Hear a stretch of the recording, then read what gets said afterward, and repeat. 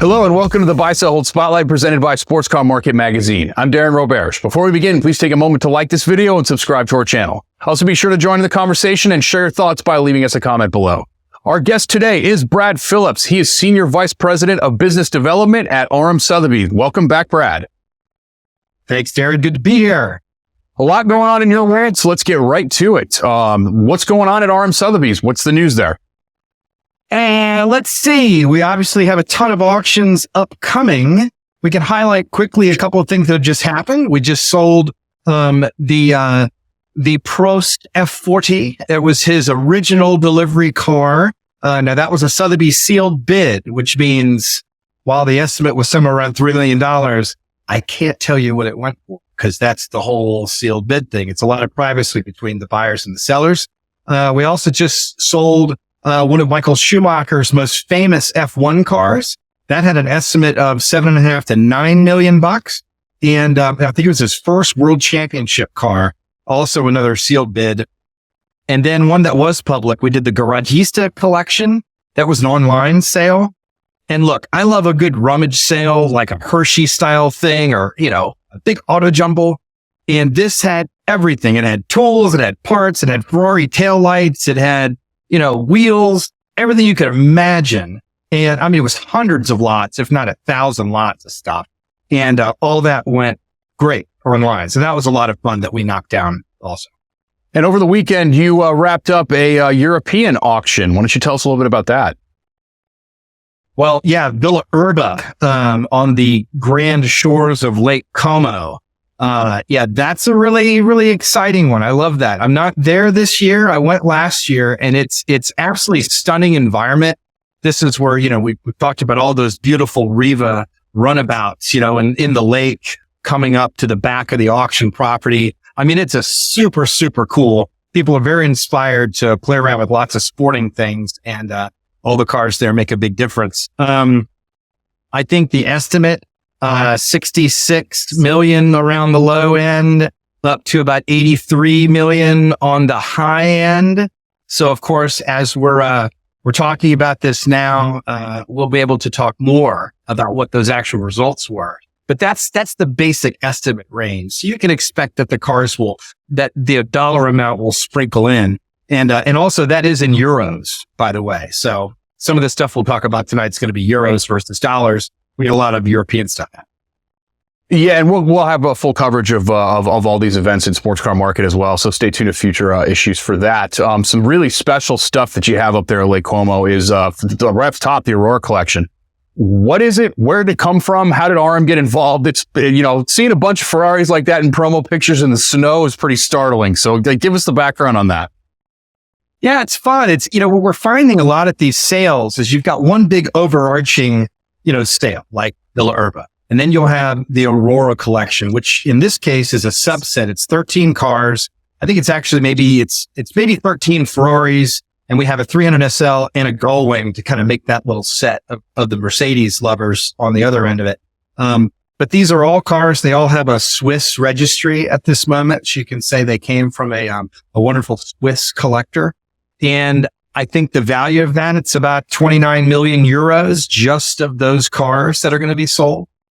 This is one of those examples of, it's a collection of cars that one person wants to divest themselves of. That's happening a lot these days. People want to do different things. They want to take a group of investments and move it into other stuff. Or maybe they're older. Maybe their heirs aren't interested in the collection. So they just turn it into money and let other collectors go run with it. So that's a lot to do with that sale.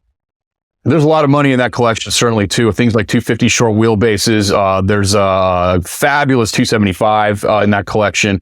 Beautiful Dino Spider. There's Ferrari race cars. There's all kinds of crazy stuff, and it is truly an exceptional collection. Another group of cars that you guys have curated for that sale is the Black on Black collection. Another really interesting group of sports cars. Tell us what's there. Yeah, the Black on Black one's really neat. I mean, if you like Ferrari Testarossas, and we're talking about kind of the modern era, right? So the 86 through 96. So it's a decade of these cars. This is the last flat 12 powered Ferrari that Ferrari made. So we have the representation of the earliest car with the upper single mirror monospecchio, I believe is my ham-fisted way of trying to pronounce that in Italian, all the way to the, I believe it's all the way to the 512M cars, which were the end of it. And by the end, they were, 500 horsepower. They're all supercars. But the thing with the Testarossa is they were luxurious as well as fast. They looked beautiful. They had styling, those big cheese grater intakes on the sides. And these are all black cars. So that's also really, obviously the black on black, but it's awesome. So it's a really fun group of cars. And I think of those 5, if they sell them, it's going to be, I don't know. I don't know what the estimate is on that. But, if you figure either one of those things, it's probably another $10 million worth of cars, maybe from those. Yeah, some other fun stuff you have too. So you got some really interesting celebrity offerings in that sale too. Right from the top, another single mirror car, a little different era, a little different make. Rod Stewart's 1977 Lamborghini Countach LP400. It's one of 157 Series 1 cars produced, and it's had quite a ride. It's an interesting history on this one. It's originally right-hand drive, was converted by its second owner to left-hand drive. Yeah. Rod Stewart originally bought the car in Australia and, shipped it to wherever he was going. It ended up in California eventually. And he modified it with a full body, wide body kit. And they did an open top, target conversion on it. And Stewart owned this car for 25 years. So this was a car that he had a long time. I mean, he's known of kind of turning supercars over pretty quickly, but this is one that was in his collection for a long time. But anyway, Lamborghini restored it back to its factory specs a couple of years ago. What do you do with this thing? Like, this thing is all over the place, but it's like super fascinating, and it's going to be really something that somebody's going to want in their collection. Yeah. These Periscopo Countaches are my favorites, right? They don't have spoilers. They don't have big wheel arches. This is the original pure design of these cars. And, this car can be polarizing for some because everyone's very honest about what happened to it. I mean, everybody remembers back in this era, the Koenigs, the Gambalas. I mean, this was the bigger and wider and crazier you could make these cars, and even later AMG was doing this stuff. I mean, so the fact that it really got this crazy treatment, and Rod Stewart was also known for picking up his kids in these cars. So imagine what, Beverly Hills prep school that this thing may have been, cruising through to pick up kids in, who knows? But the fact that it was restored back by the factory to its original spec, minus the right-hand drive. If I'm not mistaken, it is correct. It is today a left-hand drive car, which to many opens up the possibilities of where you drive it. Some people think a right-hand drive car is maybe a little bit more limiting on where you're going to, drive the thing, but it is an authentic restoration by Lamborghini. So this is one of my favorites. I can't see what it's going to do. It's, I think 9.5, 1.2 million is the estimate for that car. And, with that kind of celebrity ownership and the fact that it is an early Countach, I love it. I think it's going to be awesome. Yeah, it's fabulous. And I'll tell you, I read a lot of catalog descriptions, And this one, I was biting my nails all the way through it. And what an exciting, insane, cool car this thing is. And the fact that Rod Stewart was the guy that sort of did all this stuff is I think makes it even more valuable and more interesting for sure. Some purists may disagree, but I think there's a real market for this car. I think it's going to do really well. I kind of would have seen it in that state also. It would have been crazy. But that's like that. So I wouldn't have mind seeing it. It's good stuff for sure. So another, maybe a little more subdued, subtle celebrity offering than you have there. Clark Gable's Jaguar. It's easily one of the most famous XK120s in the world. Actually had a conversation at a car show with somebody about this, probably not even 6 months ago. So this is a well-known car, definitely. It was specified by Gable with some unique competition-inspired features. And it was the subject of a fabulous restoration revealed at Ville d'Este in 2016. Retains its matching numbers, body, chassis, and engine. And it is offered for the first time at public auction in 41 years of single-family ownership. Yeah. Where do we go here? Well, I think the estimate's crazy low, frankly. I think 300,000 to 500,000 euros. That seems too easy for something with this kind of history. You hit all the high notes of it, the 41 years of ownership. Clark Gable drove this car around Europe, visiting all the hot spots and all the places and where all the glitterati was hanging out. He was in this car. The photographs are on his website. all show, lots of places where he was. It's so heavily documented. It's absolutely ironclad about the things he was doing with this. So to have that kind of reach to history with Hollywood and with cars, I don't know where you get anything better than this. Plus, I just think it's a mean looking XK120.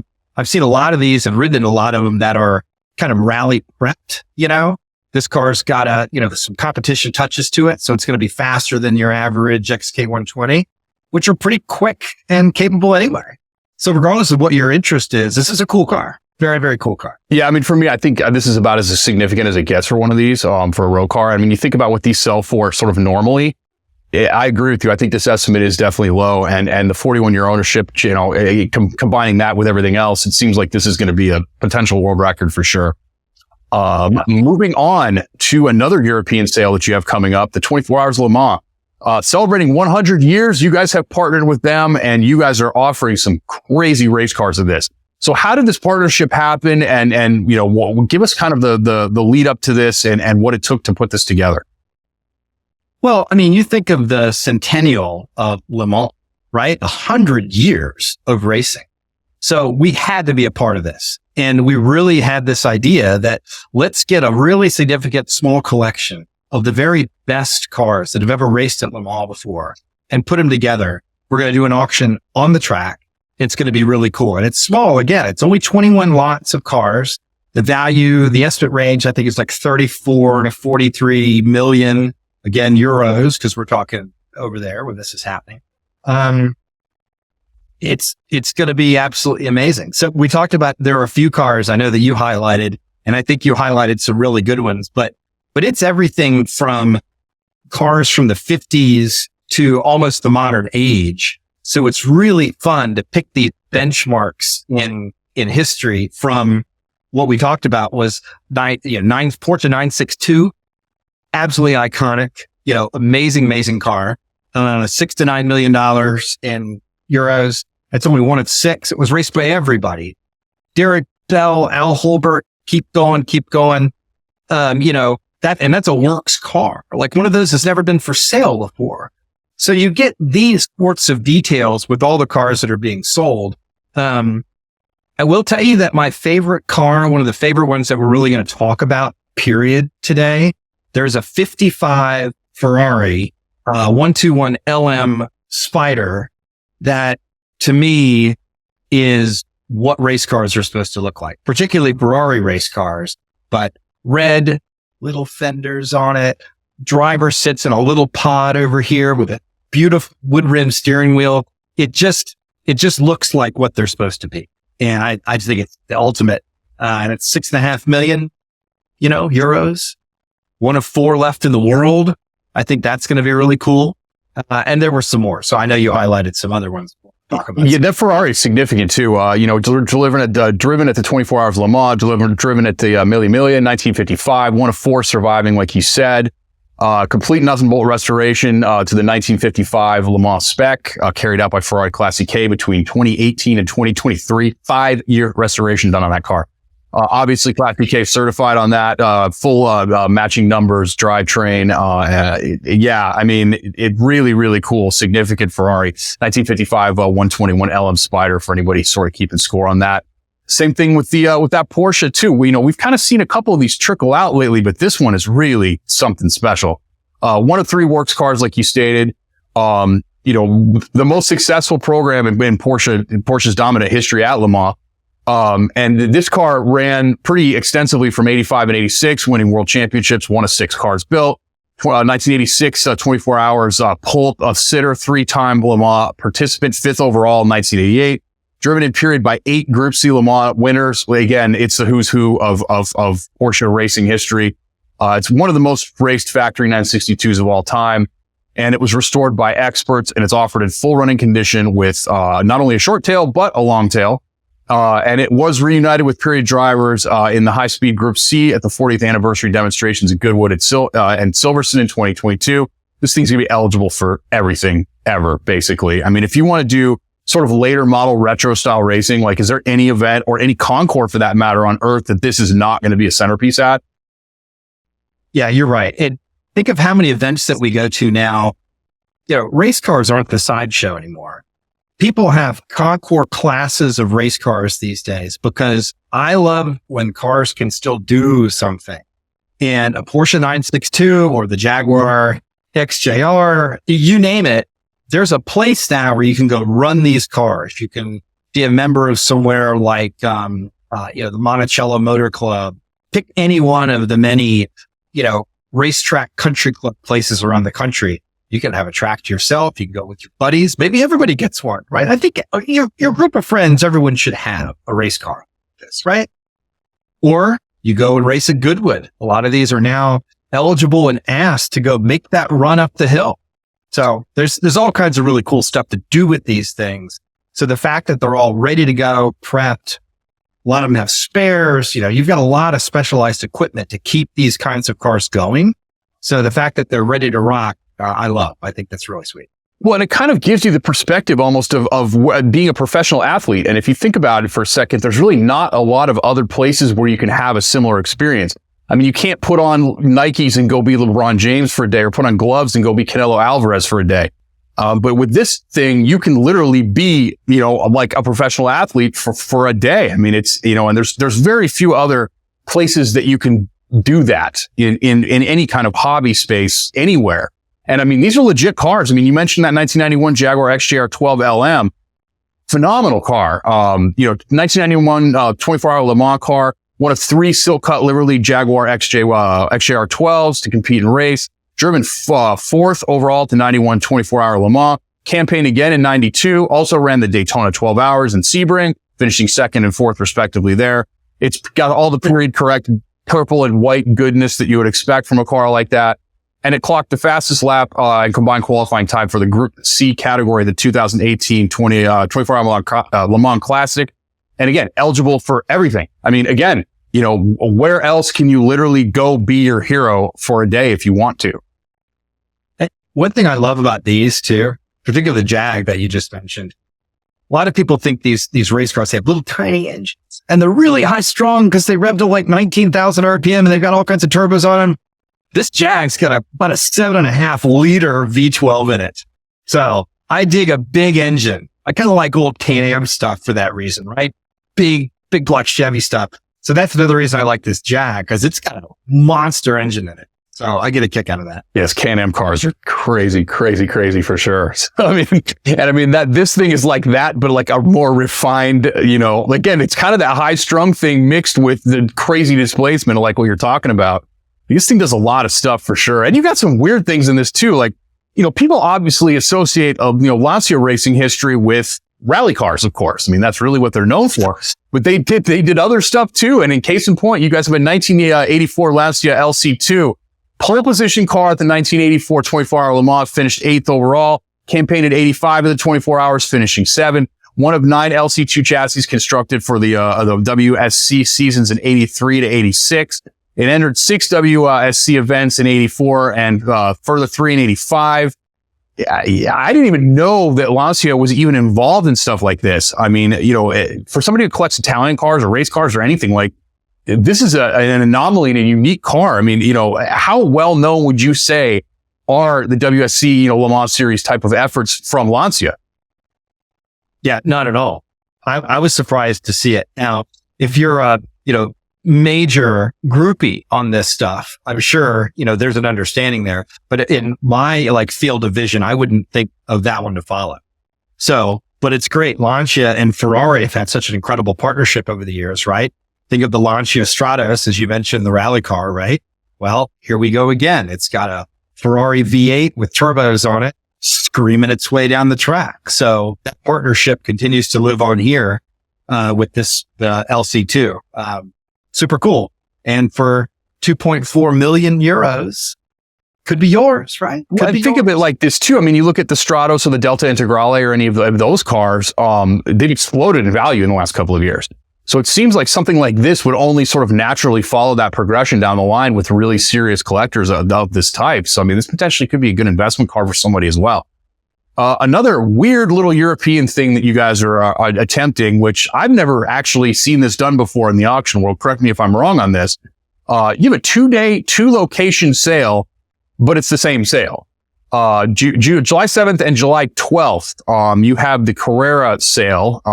Give us the rundown on that. Kind of, what is it? How did it happen? Why is it 2 days? Why is it 2 places? Sort of fill us in there. We're trying to cover a lot of different markets, right? So this Carrera sale, the 2-day, 2-location Carrera sale you're talking about, we're going to sell 48 cars in Italy, I think, and 25 cars in Switzerland. I think that's how we're going to do it, right? And it's going to be cool. It's a lot of Porsche stuff, hence the name Carrera. That would lead you to believe it's going to be a lot of Porsche stuff. But not all of it.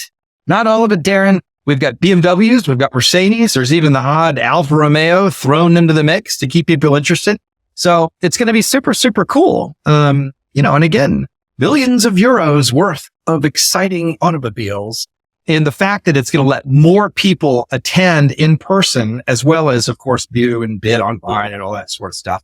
I think it just makes it that much more exciting. So it's going to be neat. Yeah, it's a unique concept with unique locations and cool cars. It'll be very interesting to see how this turns out for sure. Back on our soil, obviously, the big one is coming August 18th and 19th. Monterey Car Week is here or on its way. And you've got some pretty substantial early feature cars, most notably the Steve McQueen Ferrari 275 GTB4. We've seen this car around. This is an iconic car, restored to Steve McQueen specifications from 2010 to 2013 via Ferrari Classic K. And it's a unique one-off color to Steve McQueen. It has those super cool competition mirrors on it. It's essentially a one-of-one car that was done for Steve McQueen that has sort of been stamped by Ferrari as a result. And of course, it's certified with a Classic K Red Book, documented with factory build sheet period correspondence from Steve McQueen, and all the reports from everybody, including Massini. Subject to numerous features in magazines, some amazing internet videos. This car has been seen certainly. But it's a desirable late production car with a long nose configuration. It's a 4-cam vehicle, dry sump lube, and a torque tube setup. It's been shown all over the place, exhibited everywhere. Is there a more significant 275 on earth anywhere than this car? Well, certainly the Steve McQueen bump is going to happen here. Everything that he touched has turned to gold, whether it's watches or jackets or cars, you name it, sunglasses. One of the neat things about this car, $5 to $7 million is the estimate. How about a bet? This car goes for $10+ million. $10+ million. Because where are you going to find another one with this kind of provenance? And it's been proven. Everything's been proven about it. I really love it. 275s are epic. When you pop the hood on one of these and you see all those carburetor throats, all of those little trumpets going down, I don't think there's a cooler engine bay than one of these cars. So I think it's a great pick. It's really fun. It's probably one of my favorites. Keep in mind, I think we've only released maybe 30 lots or something for Monterey at this point. So we're taking consignments now, and our guys are busily doing all the research and photography and getting it all set up. So obviously more will hit the website as we get closer to the event, but it's going to be really neat. There are several cars that I like a lot. They don't all have to be $10 million cars. I mean, there's a really cool, there's a Land Rover that's going to be like maybe 120 grand, right? You have some fun things sprinkled in at everybody's interest and financial level. It's fun, I think, for auctions to have lots of things for different types of folks. And then there's also one of my favorite brands and some of my favorite people, a Singer vehicle design out of California, right? So there's a 91 Singer, and that the estimate is like 950 to 1.2 million, something like that. And these are always interesting when they go on the secondary market. And I think this one is really going to knock it out of the park, because the waiting list for one of these cars, just to have one built, is like 2+ years. So it's becoming more apparent that if you really want one now and you don't want to just sign your life away and do the deposit thing and wait, well, now you've got an opportunity to do it on the secondary market. And really only a handful of these things have ever really sold after. We all know the story. They're built beautifully. They're an incredible bespoke creation and with a lot of input from the owner. But what's really nice about what Singer does, and what I'm sure they will do with this car, is if you buy one on the secondary market, you have the right to send it back to Singer, and they'll do a little extra customization for you to make the car personalized to you as the new owner. And it's a really neat service that they do. It's not free, but it should be. So it's cool. I like it. It's astonishingly cool. Well, those are amazing cars. And it's always funny to watch somebody get out of one of those. Like, I think they kind of, the word's kind of out now. Like the expectations are sort of there. But once somebody actually gets in and drives it, like it's the same look everybody has of just sheer astonishment. I mean, they are just beyond incredible cars. Yeah. You mentioned some sealed bid stuff going on at the top of the show, but you've got one that's active right now that's really super unique and interesting. 1967 Ferrari 365 GTB4 Daytona. It's the first prototype of the Daytona. And it's fitted with a totally unique Tipo 243. It's a 4,380cc V12 engine with carburetors from new. And it's been in the same ownership, same single family ownership for the last 20 years. Painstakingly restored by Dutch-based Ferrari specialists and Class EK certified, retains its original chassis and its incredibly unique and cool engine. Previously displayed at the Ferrari Museum from 2015 to 2016. And it's won Best of Show numerous places. Very significant car. I mean, where are you going to find another one? The answer is you're not. What can you kind of tell us about this? What are you expecting this car to do, if you can even tell us that? And kind of give us a rundown on it. Well, so here's, again, this is one of those sealed bid cars, right? So you'll notice on this car, we didn't even publish an estimate. Estimate is available upon request. This is very serious car. Pininfarina, obviously the first one, the prototype, everything came after this car. This is really hallowed ground. And we're really honored. This sealed bid way of selling this car has really turned into something really huge for RM. So we absolutely honor the secrecy between, buyer, seller, all that. So what do you think it'll go? What do you think? It's a tough call because, it sort of sits in between and bridges the gap between two of Ferrari's most significant road cars, being the 275 and the 365. So, I mean, and it's beautiful. I mean, the color on it is phenomenal. It's just unique and different, and it's a once in a lifetime essential opportunity. I mean, the fact that it's been gone for 20 years, chances are pretty good it's probably gonna be gone for that long or longer this time. So, again, it's one of those situations, which is why auctions are so much fun and so interesting, is all it takes is two folks in the room who got to have it, and you never know. Yeah, that's a really great example of why auctions really work in a lot of cases. Because with a car like this, all right, what do you compare it to? All right, well, you've got, what are the other most significant Ferraris? Is it going to be priced the same as a GTO? Is it an $80 million to $100 million car? Don't know. Be pretty cool if it was, but don't know. But on the other end, there are several, Cal Spider, short wheelbase, stuff like that are in that $30 million, $35 million range. So could it be somewhere in between those? I don't know, but we'll see. And the fact that, nobody knows, it's just a matter of what someone thinks that it's worth, and they will have the opportunity to own it based on their own personal feelings about the matter and their research. I love it. Let it rip. Let's see what happens. Yeah, that does create an interesting dynamic with a sealed bid situation, as it now becomes a situation where you're not looking at the other guy across the room, but you're deciding what you think that car is worth to you. And essentially that could be, that could be anywhere from, $1 million all the way up to 20 million, depending on if that person absolutely has to have it and they've established a value that they think is accurate for themselves. So it's really a fascinating dynamic, and it's a very interesting program that you guys have had, and clearly you've had success with it. So it's something that I think has been good for this industry, and I'm glad to see it continue. So another thing that potentially can be very good for this industry is Moda Miami. You just announced it. What is it?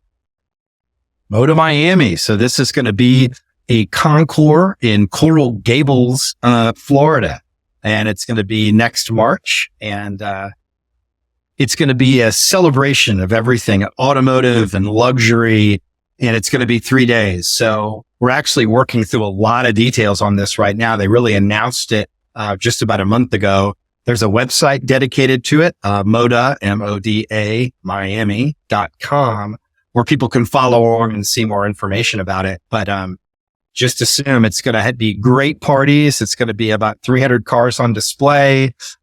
There's a racetrack involved where we can go play and see some really cool exhibitions of vehicles too. There's a big pool there. There might be water dancing. There could be a lot of different sort of themes going on this thing, but I think it's going to be different than anything else you've ever seen before. And the fact that it's at the Biltmore in Coral Gables, which is so close to the Arts District in Miami, it's so close to South Beach. It is in a perfect location. It's this gorgeous 1920s historic property with a big golf course. And of course, we're going to fill with cars. Nobody's playing golf that weekend, but it's going to be cool. So a lot to plan about it. It's going to be a lot of fun. But I've been down there a couple of times on a couple of planning trips, and there's a lot of good stuff afoot. Well, you guys had that very unusual auction in a parking garage in Miami where you just totally knocked it out of the park. So it's going to be really exciting to kind of see what you guys come up with. You guys have been very creative with some of your events lately, and I expect this will continue that. Who else is involved in this? Obviously, you mentioned the art components, some other luxury sort of goods, brands, markets that are going to be involved in this. So I assume you guys aren't going alone on it. Who else are you taking with you? Well, so that's, we've got partners on this thing behind the scenes. Really, we're going to do an auction, but this is really about the celebration of the automobile. So when you think about, we have classes of cars, you're going to have judges, you're going to have all these people down there enjoying themselves for the weekend. It's going to be just a community event for everybody. So I wouldn't worry so much about whose name's on what banners yet. There's going to be a lot of the usual suspects that you'll see that are helping us put this thing on. But we're very early stages right now of getting this going. Matter of fact, I think the website just went up about a week and a half ago. So we're going to start putting a lot more information into it. It's exciting. We can't wait to see what you guys come up with.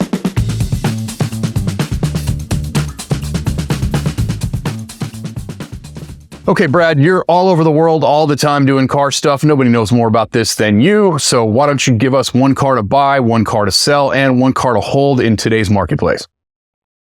I can do that. And I have skillfully picked all three of these choices from auctions that we have upcoming. Look at that. Look at that plug. Good. All right. So here's what I would buy. Okay. This is the one I would buy. I think this is at Villa Urba, if I'm not mistaken. Oh no, this is one of the ones that's in the Carrera sale. 1966 Porsche 911 Coupe. It's the beginning of it all.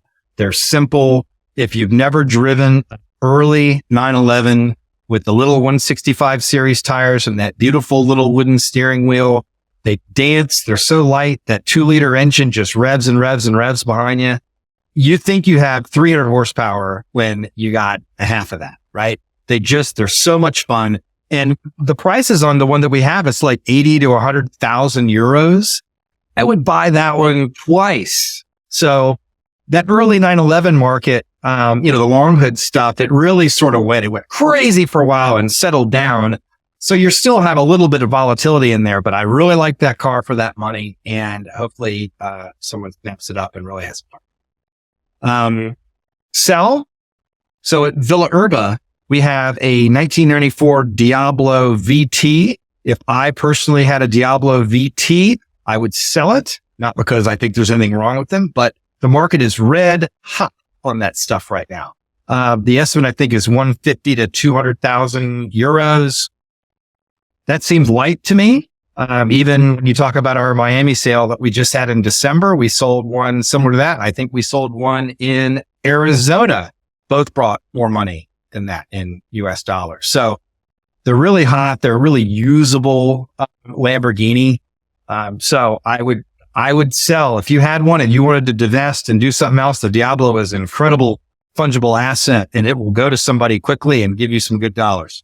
When I would hold, I have to go back to my 55 Ferrari 121 LM, because if I owned that car, you would have to pry it from my cold dead fingers. I don't know why, if you owned one, you would ever sell one. And because it's the most beautiful thing on four wheels, there are a lot of really pretty race cars, but that particular Ferrari, the proportions are just perfect. All right, this Testarossas are pretty good too. But anyway, of this choice, that would be my hold would be that 55 from the Le Mans sale. Yeah, their Ferrari's one of four. They don't come to the market ever. I mean, I've been in this business now for quite a while. This is the first one I've seen come to the market. So it's another example of, if you love it and there's none, you got to keep it. And that's absolutely correct. I agree with the Diablo too. I think that those things are on a rocket ship north, and I don't think they've even really begun yet. If you think about the audience that car appeals to, they're just they haven't reached their discretionary earning years yet. So the people that really want that car, that grew up wanting that car and listening after that car, aren't really in the market at that level at this point. So, I mean, it's up for that one. And it's the same thing on the Porsche too. We talk a lot about driving experiences on this, and people bring up things like 356s and so on and so forth there. This is a nice bridge between a 356 and a 911. It kind of gives you the best of both worlds. So across the board, good stuff. Any final thoughts? Well, driving's on my mind. I'm leaving out of here tomorrow in my 87 Carrera for a nice 10-hour road trip for a great race event. So I'll be driving a 1916 Hudson Speedster around Auburn, Indiana. And I'm very excited about that. Going to see a lot of car friends out there. So that's my happy place, is behind the wheel of a car. So this is really fun to hang out with you and talk about this stuff this afternoon. But I am, part of my brain is already processing, drive. You got one foot out the door and you're constantly around the world doing all kinds of cool car stuff, so on and so forth. Where can people go to learn more? rmsotheby's.com is our most reliable way. There's no apostrophe in that. All of our upcoming sales are listed for the rest of the year. But if you're curious about results, there's also a tab that says, wait for it, results. And it'll back up year by year by year. So if you want to see historical information on cars that may have sold, look up different venues where we've been, and just generally keep track of things, it's an awesome place to go. So a lot of great information there. And there's so much more stuff coming. I can't wait to our next discussion to get into that next chunk of time. And I always enjoy this, Darren. Great to see you. A lot going on at RM Sotheby's, and we appreciate you taking the time to talk to us today. I would like to thank Brad Phillips for joining us today. To learn more about anything that we discussed here, be sure to pick up the latest issue of Sports Car Market Magazine by visiting the link in the video description down below. As a reminder, if you enjoyed this content, please take a moment to like and share this video, and don't forget to subscribe and hit the bell icon to stay on top of future episodes. I'm Darren Roberge, and thank you for joining us on the Buy, Sell, Hold Spotlight.